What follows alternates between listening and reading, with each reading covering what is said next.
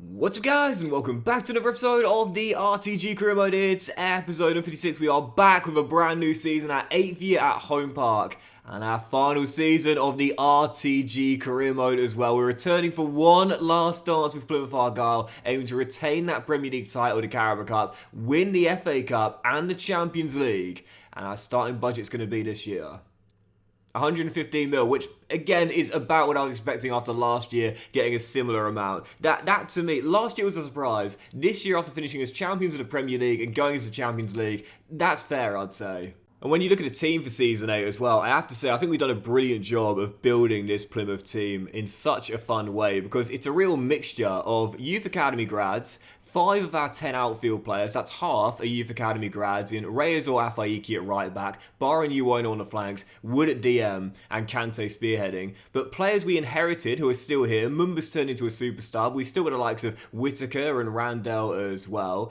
But also stars we've brought in, such as Fernandez, such as Hincapie. It's been a real nice blend, a real nice mix with this team. And yeah, no doubt about it. I'm ready for one more season, one last dance, try and win that Champions League and retain the Premier League.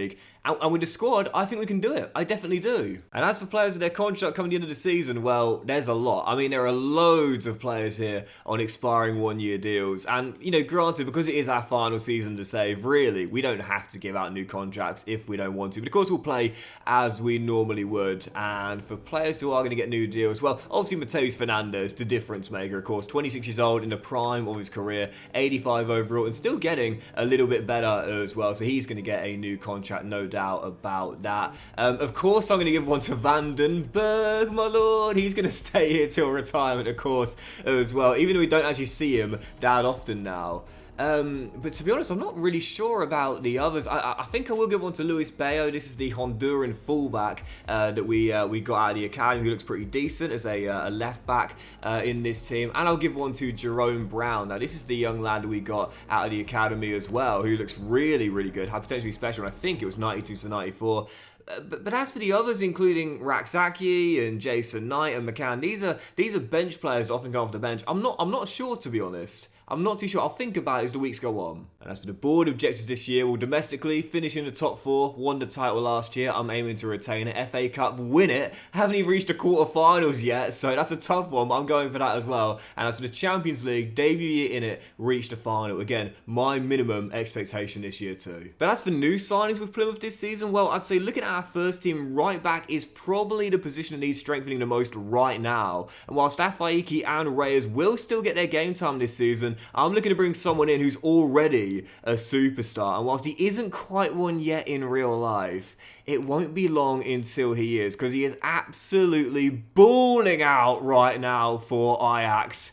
And he's not a right back, he's a left back. It's the Dutch wonder kid with ginormous potential, Jarell Hato, who in the game now is in his prime at 25 with ludicrous physicals, absolutely incredible physical stats, phenomenal technical ability as well, and too good not to be playing in prime time. Last year won Aston Villa at the Championship, now he's going to play Champions League football. Jarell Hato, an elite defender. Let's bring him in. I personally believe that the word wonder kid gets thrown around a bit too often these days. It's like club legend or generational talent. It should really just be reserved for a select few players. If there's any player that deserves to be called a wonder kid, it's this guy. But in the save, he's no longer a kid, but a fully grown man that's now entering the prime of his career at 25 years old and now at 88 rated. I knew I'd have to smash the club record transfer fee to bring him in. But is it crazy to say that £90 million seems like a good deal to me?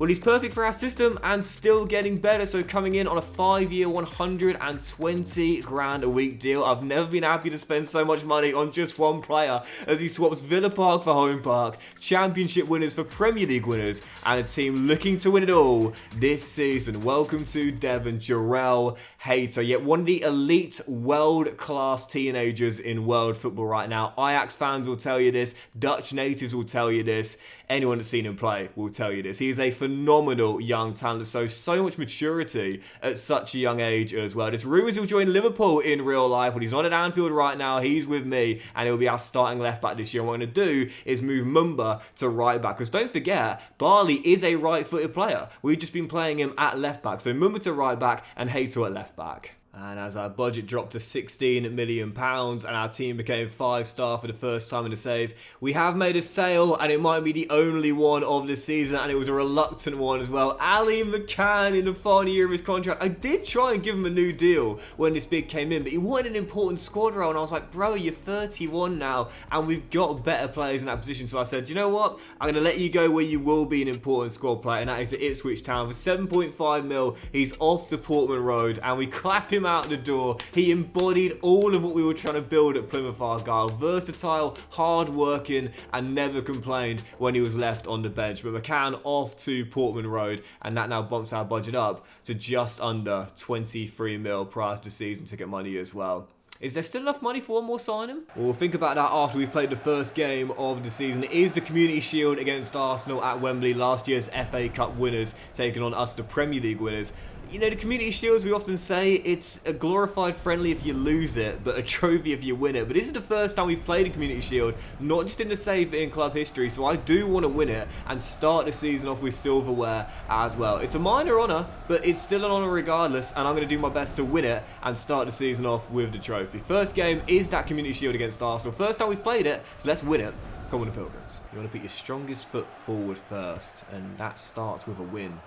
So to lose the Community Shield, it's not not the worst thing in the world, obviously. No one's going to remember your Community Shield loss at the end of the season if you won some major honours, but it's always nice to start on a positive step. Tough beginning to the game. Free volley to far post. That was like Harry Kane versus Celtic last week. You don't leave a man who can finish at the back post totally unmarked. He wasn't even the only one unmarked. There was two Arsenal players completely unmarked to the far post there. Not the ideal start. As Fernandez slips through Kante, but Ibrahim says, don't worry, Gaffer, I'll fire in the instant leveller. Right from kickoff, King with the equaliser. Plymouth back on level terms. This game started off at a frenetic pace. Since then, it's completely died down. But it's a simple case of neither team being able to break the other one down, and thus we remain level. And as things stand, going to penalties. If we do, I'm going to bring Coops on. I'm going to take Julian off and bring Coops on. He was the penalty-saving king last season in our runs to Carrow Cup finals. Ivano makes a great save, and then the rebound turned in, but we may not get there. Samu converts the rebound. Great finish under pressure. Arsenal restore the lead. What was this about wanting to win it all this year, Doxy boy? Not even going to start off with a Charity Shield, mate. Dear, terrible start. And that is games. Karim Adeyemi bags his brace and ends it for Arsenal. We will lose our first ever Charity Shield and the only one we'll ever play. But I've got on record as saying this, and I stand by it as well. I would rather my team lose the Community Shield but collect 3 points on matchday 1 in the Premier League than win the Community Shield and lose the first game of the season. Oh, Agaro Sabala. If we beat Norwich on the opening day, this 4-1 defeat in the Charity Shield is going to be quickly forgotten about. Well, not quite the start we were hoping for this season, planning to win it all and fell at the first hurdle. But the good thing about it is that this was not on my list of high priorities for the season. The highest priorities, winning the Champions League and retaining the Premier League. And as for the latter, as I said earlier, if we lose the Charity Shield, we get 3 points on matchday 1. I won't really mind too much about that thrashing at Wembley. So let's play the first game of the Premier League season, possibly end on this. It is Norwich at Home Park, aiming to retain the title we won last year, and again start off with 3 points on matchday 1. Let's put it right here. The season starts here. Come on, the Pilgrims. You know, a lot of people ask me, Doxy boy, would you scrap the Community Shield? Do you think it's outdated and no longer serves a purpose? You know, personally, no. I think it's fine as it is. You know, I like it as a curtain raiser for the Premier League. But again, the thing is, it just shouldn't be taken seriously as like a as a competition, I guess, because it's not a competition. It's a one-game affair. So I think, so long as people know that, I don't think there's any problem with it personally. And again, when you look at the Community Shield, it's often a great day out for the kids and for families, you know, because it's not everyone's going to get the chance to go to a Premier League game with their favourite team or Champions League games if they're playing in that, because of the demand for tickets and the prices too, as you well know, gets our first of the season in the league. So I think it's a nice kind of like day out, if you will. And if your team wins, nice start. If you lose, not the end of the world. I don't think it should be scrapped. I like it. Sometimes new signings get their first game for the club, so a chance for fans to see them in action for the first time. You know, sometimes the young players get a run out at Wembley as well. So again, no, I think so long as you know it's not supposed to be taken seriously as like like one of the big competitions to win, because it's not, and it never would be. You know, then I think it's totally fine. But anyway, what a start here at Home Park. And again, I stand by what I said. Totally fine losing the Charity Shield if you win the opening day. 18 minutes in, but already that seems like that will be the case. What a flyer to start this game off, and saying to everyone, listen, I know we were a bit embarrassed at Wembley. It ain't going to happen in this one, no doubt. There's Jason Knight, steps inside. And across and finished by Mumba. Now at right back, not at left back. And again, that is my strategy for corners now. And it's play it short, and if you've got a right footer on this side, then go towards the goal line and peg it in towards that 6-yard area or the penalty spot like where Mumba is, or if it's a left footer, then cut outside and try and bend it into the far corner, like how he scored that goal in the EFL Cup final last season. I'm always hesitant to give tips because I don't think I'm that good at the game. I think I'm, you know, probably just above average, but that is what's really helping me since headers were totally nerfed by the patch. Careful, careful, careful. Oh, wow. I mean, defense, have we all just decided to stop playing it for Season 8? Is this what all the games are going to be like? Just goal fests? 4 goals in 35 minutes. The funny thing is, I'm pretty sure it's going to be at least 2 or 3 more. It's just carnage right now. As Kante clips it, Fernandes offloads it, and Deleu intercepts it. See if we can get another goal before the break. Risky pass by Taylor, but it worked out perfectly because now Kante go right.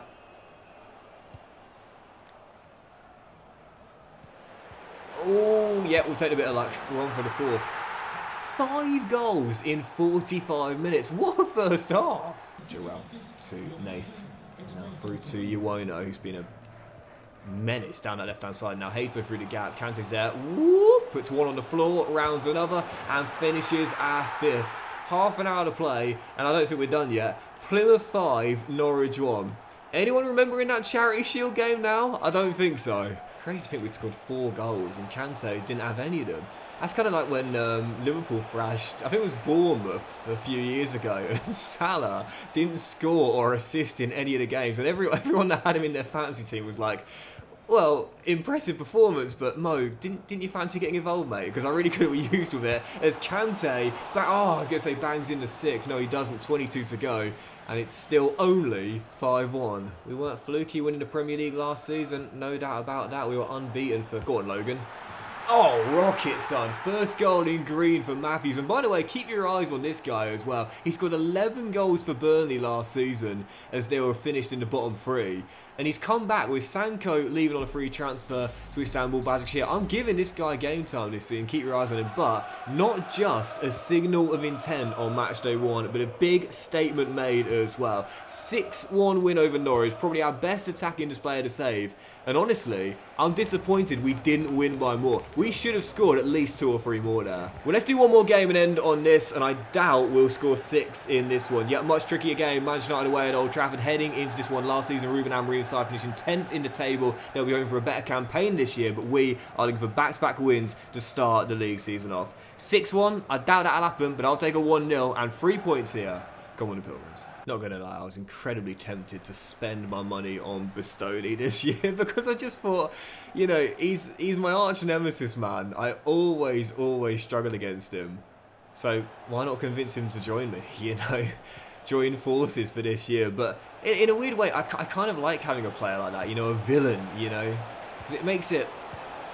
Oh, good save, All Black, and Kante just couldn't turn in a rebound. It makes it, again, a bit more challenging, but also fun that way, to have someone you're always battling with, you know, to get the better of.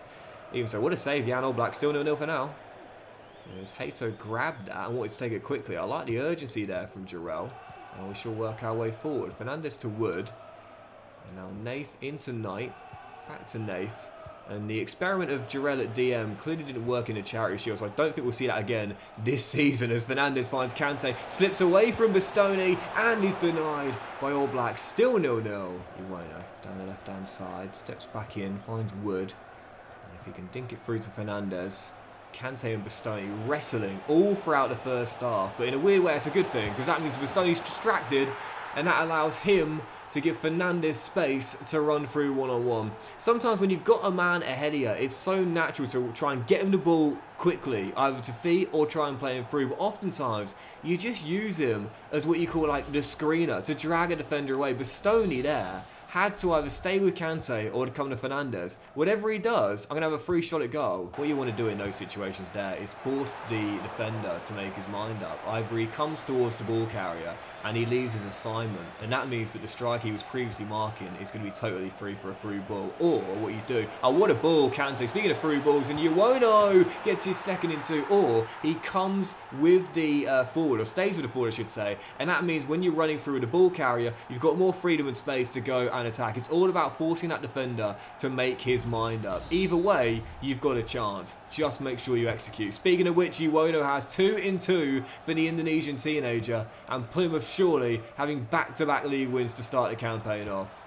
Yeah, Charity Shield, not even thinking about it now. And that'll do it for today's episode of the RTG Career Mode as well, guys. So massive thank you for watching. Really hope you have enjoyed it. If you have, then please do drop a like. Much love to you all. Have a fantastic day. I'll return in the next one with more games in the Premier League. Aim to build on our 100% start. We should have the Carabao Cup third round as well, as we aim to retain it this year. The draw for the Champions League phase. We'll see who we've got. I really can't wait for that. And probably the first game as well. And with a little bit of money remaining in the budget and a week to go before deadline day, I still think we might make another sign. Have a great day, much love, and I'll see you for the next episode of the RTG Career Mode very soon.